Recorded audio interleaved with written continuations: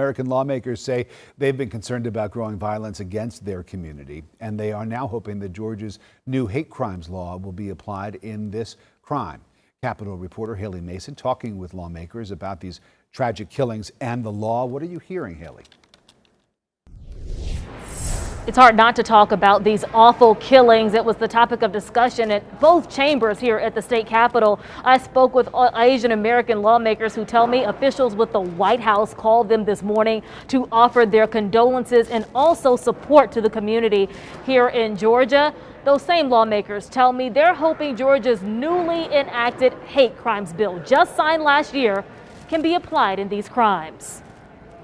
Please join me for a moment of silence for the 8 victims of this tragic act of violence. Georgia lawmakers joining together to pay respects to the victims killed in Tuesday night's massage parlor shootings. My ask of this chamber is to stop and call out any xenophobic rhetoric, to condemn hate against any community. Members of the Asian American Pacific Islander community say they have long warned of the rising violence against them. We have been taught as Asian Americans to keep our heads down because our parents believed it was safer for us. But what's happened is that we are now invisible, and when things happen to us, people don't speak up until a tragedy like this one occurs. Police say suspected shooter Robert Aaron Long admitted to the shooting, stating he wasn't motivated by race, but a sex addiction. Last summer, Georgia signed a hate crimes bill into law after being one of only 4 states without one. The great thing about the bill that we passed last year provides both sex and gender as protected classes. Representative Chuck Efstration, who authored Georgia's hate crime bill, explains that not only race in this case, but sex and gender of the victims could make the law apply.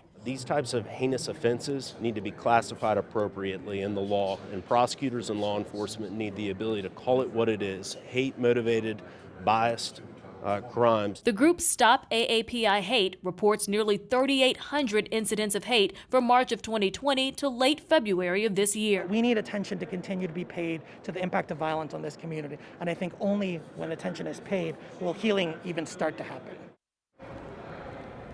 And AAPI lawmakers here at the State House say they had another call this afternoon with officials at the White House. Right now, these lawmakers are focusing on getting resources to the impacted communities. Reporting live in the state capitol, Haley Mason, CBS 46 News.